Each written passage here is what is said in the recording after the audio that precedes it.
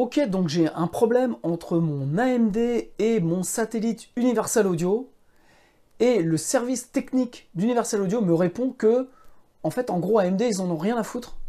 Non mais vous plaisantez les gars ou quoi?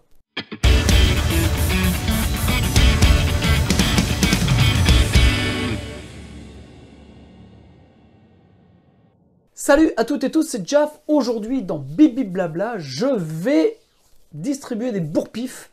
Je vais m'énerver, je vais devenir tout rouge, je vais faire les gros yeux. Je vais peut-être même faire sortir des noms d'oiseaux. Voilà, donc, je vous explique. Je vous en avais parlé sur ma dernière vidéo pour vous présenter mon nouvel ordinateur, donc un AMD Ryzen 9. Et puis, je vous ai dit, pour vous montrer la comparaison entre l'Intel et le AMD, j'avais dit, bah oui, mais j'ai quand même un petit souci, là, j'ai des plugs Universal Audio, j'ai des problèmes de chargement. Bon, alors, je me suis dit qu'il n'y avait pas de raison qu'il y ait un problème, donc j'ai contacté Universal Audio, qui m'a dit, oui, vous avez peut-être un problème de mise à jour des BIOS et tout. Non, non, mes BIOS étaient bien à jour. Et puis, ils m'ont demandé, donc, un peu quel type d'ordinateur que j'avais. Donc, j'aurais envoyé la partie technique.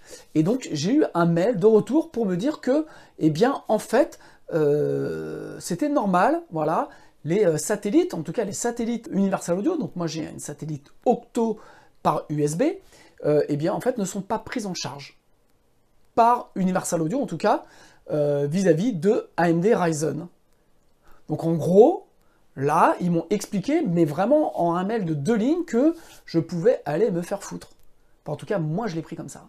Puisqu'ils ne m'apportaient aucune solution technique, et ils m'ont renvoyé à une page. Alors en effet, il y a une page sur le site, quelque part, qui dit que oui, en effet, ils ont, pour l'instant, en tout cas, les pilotes d'Universal Audio ne sont pas reconnus, ou il peut y avoir des problèmes lors de chargement des plugins avec les AMD Ryzen, et que voilà. Donc, moi, je suis un peu furieux, je vais vous expliquer pourquoi. Parce que je suis client Universal Audio depuis 2003 ou 2004. Voilà, j'étais dans les premiers, en tout cas, j'ai acheté en 2003 les UAD 1.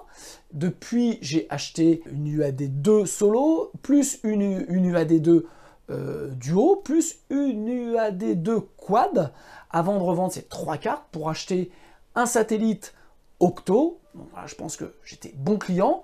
Et puis, je dois avoir environ, pratiquement, je l'avais fait le compte il y a quelques années, environ entre 5 et 6 000 euros de plugs, voilà, que j'ai acheté avec mes petits sous chez Universal Audio. Donc, si on fait le compte un petit peu de tout ce que j'ai acheté pour cette marque-là depuis un moment, d'avoir ce genre de mail, de répondre que oui, en fait, ils ne le prennent pas en compte et en gros, eh bien, fallait que je me démerde tout seul, eh bien, ça m'a foutu les caisses et ça me fout les caisses. Alors, ça fait quand même malgré tout pas mal de temps que j'achète plus de plugs chez Universal Audio parce que je trouve qu'il y a beaucoup d'autres éditeurs qui font des bien meilleurs plugs que eux en plus leurs plugs sont ultra chers. Voilà, je vais pas être tendre aujourd'hui avec Universal Audio, mais j'en ai rien à foutre. Et puis en fait, il s'est passé, c'était en 2011, 2012, 2013, enfin bon bref, en 2012 on va dire, j'avais des gros problèmes avec Cubase. Dès l'instant où je téléchargeais, en fait, enfin, j'ouvrais une session, j'avais les plugs Universal Audio, enfin, j'avais des plugs Universal Audio qui disparaissaient de ma session. Voilà, donc en fait, c'était galère parce que je commençais à bosser, puis d'un seul coup, je me disais, c'est pas possible, j'avais réglé ce problème sur les guitares, j'avais fait un truc, et je vais regarder mon bus guitare, et puis bam, bah, les plugs Universal Audio sur ce bus-là n'y étaient pas. Et quand je voulais les appeler, les rappeler, eh bien, ils n'apparaissaient pas. C'était un problème de compatibilité entre... En tout cas, il y avait un conflit entre les plugs Universal Audio et les plugs VST3, notamment de chez Plugin Alliance. Bref, ça a mis quand même pratiquement 1 à 2 ans avant d'être résolu. Donc j'étais super patient. Et à ce moment-là, comme Slide venait sortir ses plugins, comme il y avait les plugins Alliance qui commençaient à arriver avec des très bons plugs, eh bien je m'étais dit que j'allais revendre Universal Audio parce qu'au final, je trouvais que c'était super cher, que ça marchait pas très bien, qu'ils faisaient tout en gros pour qu'on achète des Apollo. Alors, pareil, je trouve que Apollo, le principe, donc c'est de leurs interfaces audio qui sont ultra chères, mais en gros, le bénéfice que Universal Audio vous vend, c'est de pouvoir enregistrer avec des plugins sans latence. Alors, c'est, je dirais pas une arnaque, c'est que, en effet, leur interface audio prennent en compte la latence de leurs plugins où il y a beaucoup de latence. Mais si vous prenez des plugins sans latence, eh bien, vous n'avez pas besoin d'Universal Audio. J'ai fait un bibi blabla là-dessus, je vous le mets là. Vous pouvez aller voir comment on enregistre sans latence et sans dépenser une fortune dans une interface Apollo Universal Audio. Donc, en 2012-2013, je suis un peu remonté contre Universal Audio et je me dis, eh bien, je vais revendre. Voilà, donc j'avais à l'époque donc une duo, une solo, une duo, une quad. Et puis, je me suis dit, bah, je vais revendre pendant que ça vaut encore un peu d'argent. Et puis, je vais revendre mes plugins. Sauf que le système est bien foutu. C'est que vous ne pouvez pas revendre vos plugins à l'unité. Vous revendez tout votre compte, on va dire, de plugins. C'est le seul moyen de pouvoir, en gros, revendre vos plugins Universal Audio. Donc, ce qui veut dire que si vous faites un mauvais achat d'un plugin sur Universal Audio, eh bien, vous le tankez, vous le gardez. Moi, c'est comme ça que j'avais acheté pendant des années des plugins Universal Audio qu'aujourd'hui je n'utilise plus, qu'au final je n'ai jamais utilisé, et que je n'ai jamais pu revendre. Donc en 2012-2013, voilà, je suis très mécontent parce que j'ai des problèmes. Dès l'instant où j'ouvre des sessions, j'ai les plugins Universal Audio qui disparaissent, impossible de les rappeler, je suis obligé de retirer, j'avais trouvé en fait la combine, il fallait que je retire tel plug, plugin Alliance, et là à ce moment-là, le plug Universal Audio pouvait se recharger, mais après, bien souvent, j'avais des problèmes pour recharger le plugin Alliance, bref, c'était un bordel. Alors, peut-être que c'était pas juste la faute à Universal Audio, peut-être que c'était aussi Cubase, peut-être, il y a plein de raisons, mais de la même façon, le service technique de Universal Audio à l'époque m'avait envoyé un peu chier en disant que c'était pas normal, que ça marchait très bien et que en gros il fallait que j'apprenne à me servir de tout ça. Donc fâché, je me dis je vais tout revendre et à ce moment-là je me suis rendu compte que je pouvais, si je voulais revendre en gros mes plugins plus mon interface audio, et bien en gros quelque part les 5 ou 6 000 euros que j'avais mis dans les plugins, et bien il fallait que je les file avec la vente de l'interface. En tout cas je pouvais pas les revendre à valeur de ce que j'avais pris, même en décotant légèrement, j'étais obligé de les revendre. Je sais pas, j'avais essayé à l'époque de les revendre. On va dire si j'avais 6 000 euros de plugins, j'avais essayé de les vendre à 4 000 euros, ce qui est déjà pas mal. Et puis, bah, forcément, personne ne va acheter 4 000 euros de plugins comme ça. Donc, j'ai essayé pendant un mois ou deux, ça n'a pas marché. Et donc, à ce moment-là, ce que j'ai fait, bah, j'ai revendu mes 3 cartes Universal Audio. Et puis, je me suis dit, bah, je suis tanké, j'ai pas le choix. Donc, je vais acheter une Octo. Donc, en revendant mes 3 cartes, j'avais réussi quasiment à financer l'achat d'une Octo qui valait à l'époque 950 euros, on va dire. Maintenant, elle est pratiquement à 1200 euros. Bref, et puis, cette carte Octo a très bien marché, m'a permis de travailler sur des albums, m'a permis de faire plein de trucs. Ok, il n'y a pas de souci là-dessus. Maintenant, le truc, c'est que je change d'ordinateur. Voilà, je prends un AMD Ryzen 9, donc je prends un truc un peu costaud. Et à ce moment-là, il se passe ça. Ok, donc voilà ce qui se passe quand j'ouvre une session, voilà, de mix. Vous avez le message qui apparaît. Voilà, donc on a soit un code moins 50, soit moins 38. Et puis vous voyez notamment, bah, on a une back CQ qui est disable. Et puis comme ça, il y en a plein. Je vais essayer de vous en ouvrir une autre. Bam, celle-là, elle est comment? Eh ben celle-là aussi, elle est disable.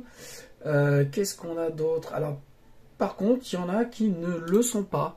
Ouais, si j'ouvre celle-ci, celle-là, ah bah si, celle-là, elle y est. Bon, bah, voilà. Donc c'est un petit peu au petit bonheur la chance.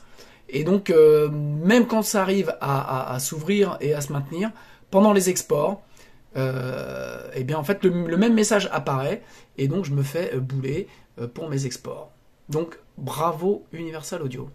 Donc vous voyez, il y a ce code erreur moins 50, moins 38, et en gros il y a un problème entre le pros, donc AMD, et le satellite, et que voilà, donc il y a des plugins qui s'éteignent automatiquement, et puis voilà, donc j'ai des sessions où, alors parce que peut-être que j'ai pas beaucoup de plugins, je sais pas, j'ai des sessions qui sont, enfin j'en ai une qui est à peu près stable, mais par contre, quand je veux exporter, bah, bam, j'ai des plugins qui s'arrêtent, donc qui s'arrêtent pendant l'export, ce qui est assez emmerdant. Donc, à ce moment-là, gros problème, gros doute, parce que je viens quand même d'investir dans un gros ordinateur, et je ne peux pas me servir de mes plugins Universal Audio, parce que quelque part, dans ma template, voilà, sur une carte Octo, un satellite Octo, j'ai quasiment la moitié, quand je monte ma template, la moitié de l'Octo qui est prise par les plugins de template. J'ai utilisé essentiellement les plugins Universal Audio dans ma template sur des bus et des reverbs, des machins, des trucs, bref. Donc là, gros problème, et en plus, je me fais un peu, pas envoyer chier, mais en gros, le support tech de Universal Audio me dit, bah démerdez-vous, nous on fait pas, au lieu vraiment d'essayer de me trouver une solution, parce qu'il y a une solution, parce que je l'ai trouvée. Donc c'est l'objectif aussi de cette vidéo, c'est pour ceux qui ont le même souci, c'est, j'espère, en tout cas, s'ils ne connaissent pas ça, leur apporter une solution pour pouvoir utiliser leur satellite Universal Audio. Voilà, je vais vous montrer, c'est un peu de manip, mais on va voir ça ensemble. Une pause réclame, et donc je vous invite à aller faire un tour dans le descriptif. Vous avez des liens pour des e-books gratuits, et surtout pour des formations, si vous voulez apprendre le home studio, que ce soit Cubase, que ce soit les EQ, que ce soit la compression, reverb, delay, enregistrer son groupe dans un local de répète, la mise à plat, et surtout si vous voulez développer votre projet artistique et musical, vous avez la formation Devenez musicien entrepreneur. Plus de 200 vidéos, plus de 50 heures de cours pour vous donner une roadmap et savoir tout sur les contrats de la musique, comment monter son label, comment faire de la promo, comment distribuer sa musique, bref, tout, absolument tout pour devenir indépendant et pouvoir gérer son projet. Donc la solution, elle n'est pas venue comme ça, elle n'est pas tombée du ciel, c'est pas moi qui l'ai trouvée, c'est grâce à ma communauté. Donc tous ceux qui me suivent donc sur YouTube, je profite de cette fin d'année pour vous remercier de la confiance que vous m'apportez, du soutien que vous me faites, je dirais. Et puis, pour ceux qui suivent les lives où on discute, où maintenant, voilà, certains d'entre vous, on se connaît vraiment très bien, certains ont acheté des formations, certains sont juste sur la communauté gratuite sur mon site, donc qui s'appelle les Libérateurs de musique, où on s'échange plein de plans, dont ceux-là. Donc voilà, donc si vous n'y êtes pas, allez-y, c'est gratuit. Donc je tenais à vous remercier pour vraiment tout ce qui s'est passé sur cette année 2021 qui a été un peu particulière pour tout le monde. Et puis pour moi, vous avez suivi les déboires avec mon studio, donc qui sera fait au final en 2022. Voilà, donc Eric, merci à toi. Et Eric, en fait, il y a quelques temps, puisque j'avais commencé il y a quelques mois à parler donc de changer d'ordinateur pour peut-être passer donc sur AMD. Et puis Eric m'avait dit, écoute, il y a un truc qui existe, qui est super bien, qui te permet de relier deux ordinateurs entre eux, donc de profiter des deux pros de chaque bécane. Et en fait, il y en a un qui devient esclave de l'autre, et c'est un plugin qui s'appelle Audio Grider. Donc voilà, donc je vous le mets là. Ce plugin Audio Grider vous permet en effet de pouvoir relier, comme vous voyez là sur le petit schéma. Donc vous avez un ordinateur qui va servir de serveur, et l'autre sur lequel vous avez votre dos, et le plugin Audio Grider qui va vous permettre donc de pouvoir appeler des plugins. Je vais vous montrer comment ça se passe, rassurez-vous. Et donc en fait, quand je me suis retrouvé bloqué avec cette réponse d'Universal Audio qui en gros me dit que j'ai bien le droit d'aller me faire, je me suis dit, eh bien j'avais deux possibilités, soit c'était donc de revendre mon ordinateur, l'AMD, le nouveau, puisque quand même j'ai sur moi ma satellite Octo, j'ai quasiment la moitié pris pour, en termes de plugin, pour ma template de mix, voilà, qui se monte automatiquement. Donc ça me posait quand même un gros problème. Donc à ce moment-là, soit je revendais mon ordinateur, soit je revendais mon UAD, mais je vous ai expliqué tout à l'heure un petit peu la problématique de revendre les UAD, parce qu'en gros, les plugins, quasiment, vous allez les offrir à la personne qui va vous acheter votre hardware. Donc le truc est bien monté, et comme web, j'ai horreur de me sentir piégé ou de me sentir pigeonné. Donc là, c'est un peu le cas, d'autant plus quand on vous répond au service tech que, eh bien, on ne fait pas, les drivers ne sont pas prévus pour les AMD et démerdez-vous. Donc, il y a quelques temps, Eric m'avait parlé d'Audio Grider et là, en fait, je me réfléchis en me disant, mais comment je vais pouvoir faire? Et d'un seul coup, le truc me revient Audio Grider et je me dis, mais puisque les satellites Universal Audio ne sont compatibles qu'avec les processeurs Intel, pourquoi je brancherai pas donc mon satellite à mon PC portable qui est ici, vous voyez, et je relierai les deux par un RJ45, sachant que le PC portable est pas super costaud, mais je m'en fiche parce que l'idée c'est que c'est la carte Octo qui travaille et en fait le PC portable va ne servir en gros que de serveur en communication aux deux. Donc j'ai appelé Eric pour lui dire, voilà, est-ce que tu as avancé sur AudioGrider, qu'est-ce que tu as testé? Donc il m'a dit, ouais, moi, tout ce que j'ai testé, ça marche bien. Maintenant, ouais, la AMD, j'avais vu que c'était problématique, tout ça. Bon, bref. J'ai fait l'essai. Donc, en fait, comment ça se passe? C'est assez simple. Je vais vous montrer. Voilà, on va retirer ça. Donc, en fait, vous voyez, AudioGrider, vous avez deux choses à télécharger sur le site. Vous avez une installation à faire sur la partie serveur, donc que j'ai mis moi sur mon ordi portable. Et puis, vous avez un plugin sur la partie, sur votre dos. Donc, vous voyez, là, je vous montre rapidement. Alors, je ne vais pas vous faire écouter parce que c'est un mix que j'ai en cours pour un client. Donc, je pense qu'il n'a pas envie, pour l'instant, de faire écouter sa musique. Mais je vais vous montrer le principe de l'AudioGrider. Alors, vous avez ici, vous voyez, donc un plugin, je vais vous montrer. Vous allez, donc là, on a le desktop, donc qui est mon serveur. Donc vous voyez ici, je vous montre, j'ai sur donc le câble USB 3 pour l'interface Universal Audio, et puis ici un câble RJ45. Voilà, donc ça c'est la partie, je vais vous mettre ça comme ça, c'est la partie serveur. Et donc vous voyez bien ici, là, ma barre de DSP Universal Audio avec mes instances qui sont là-dessus. Et donc là, j'ai téléchargé un plugin où vous allez chercher, en effet, donc là, vous allez définir le buffer side et le serveur.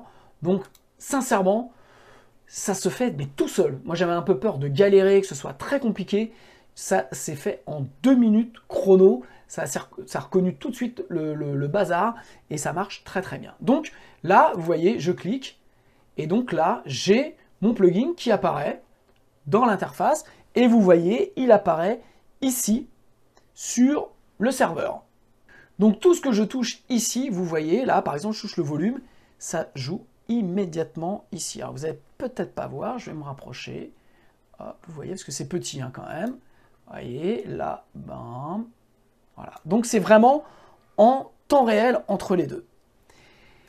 Et le truc qui est sympa, c'est que vous pouvez charger, voilà, et là j'ouvre le plugin qui est à la suite, donc, et il apparaît immédiatement ici.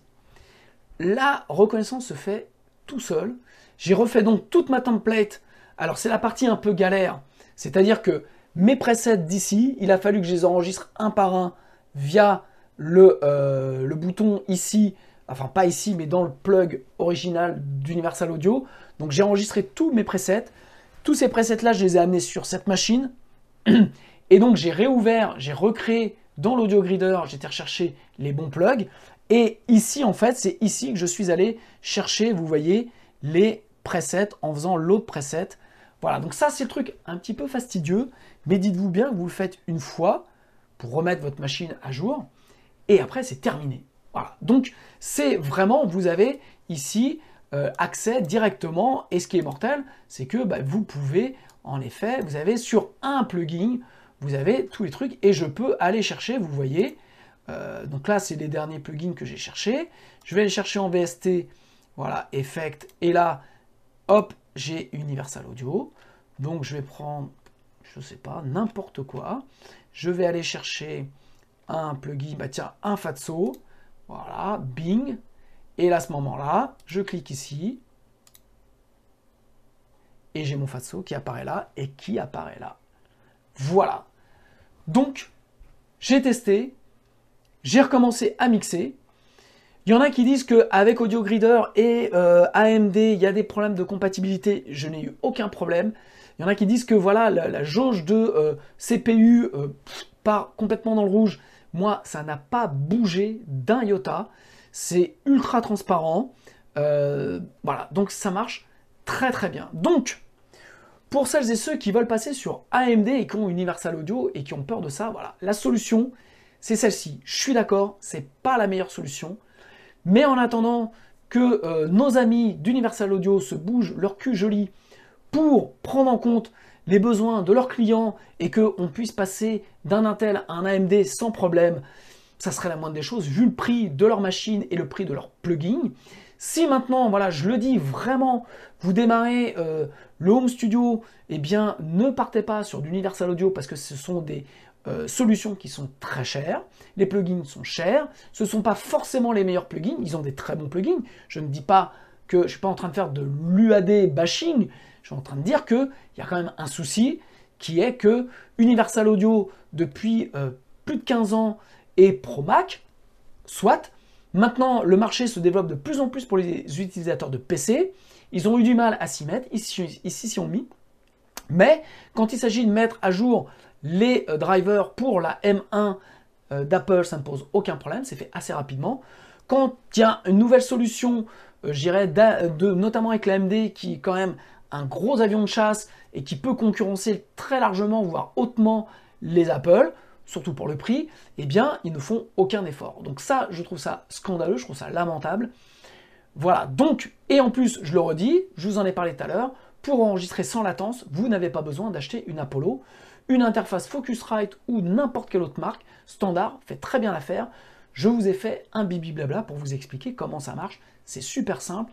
Allez-y, j'en ai parlé en début de cette vidéo. Je suis colère, les enfants. Alors, le truc, c'est que je tenais à vous faire un bibi blabla là-dessus pour vous montrer la solution. Donc si vous voulez, vous avez de l'Universal Audio et que vous n'avez pas repartir sur AMD, ça marche très bien. Le seul hic, c'est que vous voyez, vous avez juste les audio griders qui apparaissent, vous ne savez pas ce que c'est. Donc à chaque fois, vous devez l'ouvrir, ça apparaît comme ça et vous savez. C'est, j'irais, le seul point négatif du truc. Mais sincèrement, comme de toute façon les UAD sont invendables, enfin les interfaces, les hardware sont vendables en occasion, mais les plugins, vous restez tanké avec, donc quelque part vous êtes obligé de garder, moi c'est ce que j'ai fait. Mais maintenant, pour le prix, vaut mieux acheter un ordinateur type AMD assez puissant, parce que une interface Octo, donc qui est juste pour faire tourner les plugins, qui n'est pas une interface audio, hein, c'est juste l'Octo, ça vaut déjà 1000 balles. Une bonne interface audio chez Universal Audio, ça vaut pratiquement le double.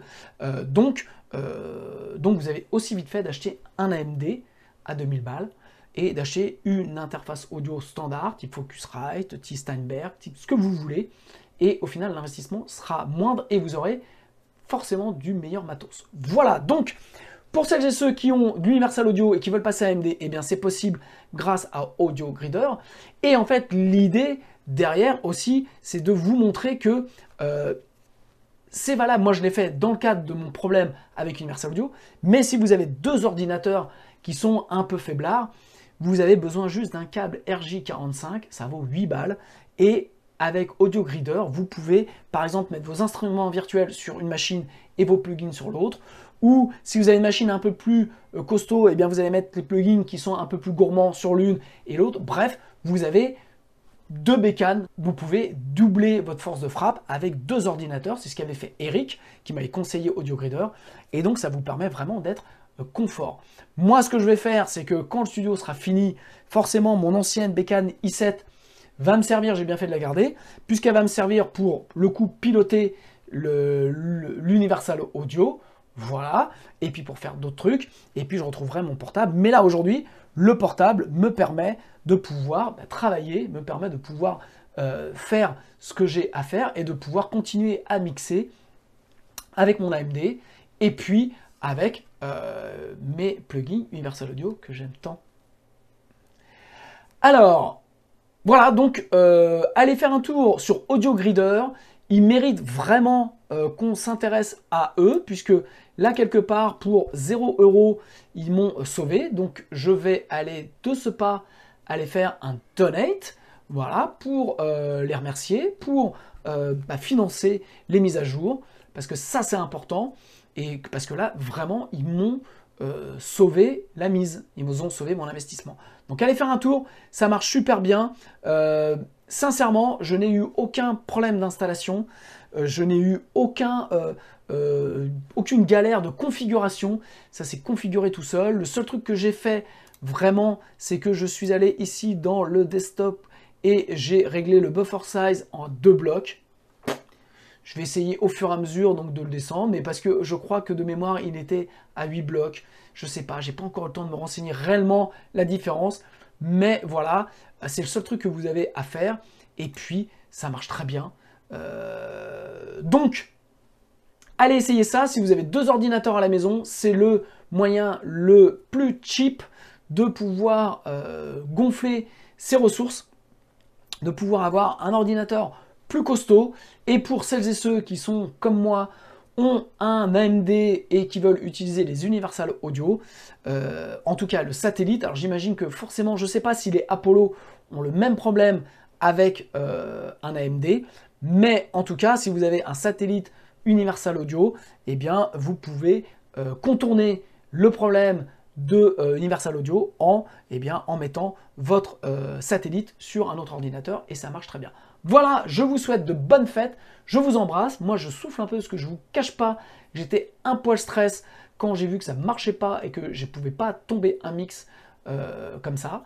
Donc maintenant, là, ça marche, j'ai fait des tests. Je vais continuer pendant toutes les vacances à bosser avec. Je vous attends sur les libérateurs de musique. Et donc, je vous souhaite de bonnes fêtes de fin d'année et je vous dis, eh bien, à l'année prochaine. Je vous embrasse. Ciao!